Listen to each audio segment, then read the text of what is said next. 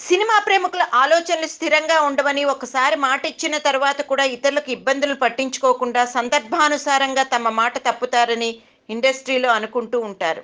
తాజాగా బాలకృష్ణ కూడా తమ 101వ చిత్రం విషయంలో ఎస్వి కృష్ణారెడ్డికి ఇచ్చిన మాట నిలబెట్టుకోకపోవడం చిత్ర పరిశ్రమలో చర్చనీయాంశమైంది. ఫ్యాంటసీ చిత్రాలు అన్ని హంగులతో బాగా తీస్తే విజయవంతమవుతాయనడానికి ఆదిత్య 369, జగదేక వీరుడు, అతిలోక సుందరి వంటి చిత్రాలు మనకు ఉన్నాయి. ఎస్వి కృష్ణారెడ్డి రూపొందించిన యమలీలను మనం మర్చిపోలేం.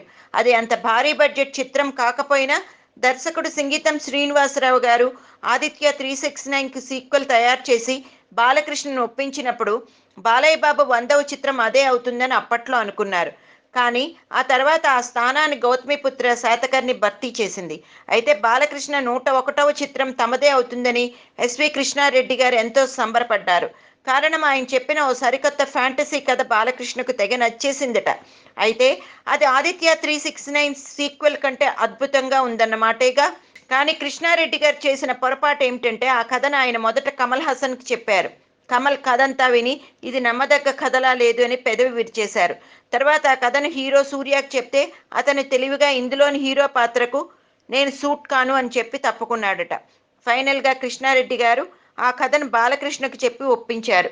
ఇప్పుడు కొసమెరుపు ఏమిటంటే ముందు తనకు కథ నచ్చిందని చెప్పిన బాలకృష్ణ కమల్, సూర్య ఆ కథను రిజెక్ట్ చేశారన్న సంగతి ఆలస్యంగా తెలుసుకుని కృష్ణారెడ్డి గారికి నో అని చెప్పడం, మాట తప్పడం అంటే ఇదే మరి.